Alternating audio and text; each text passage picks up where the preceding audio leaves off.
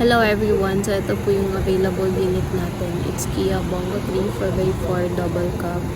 So semi-loaded sticker. And then as is po yung gulong natin.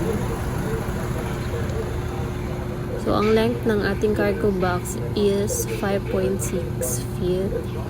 Capacity is 1.5 tons.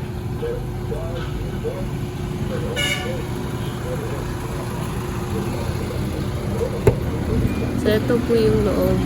Naka-repaint na po yung kulay ng interior. And then, brand new po yung seat cover natin. And then, air condition na po yung unit. Power window sa harap tsaka sa likuran. Also, functional na po yung stereo tsaka yung speaker niya. And then, complete set chrome rin po tayo. Yan po yung fully set up niya.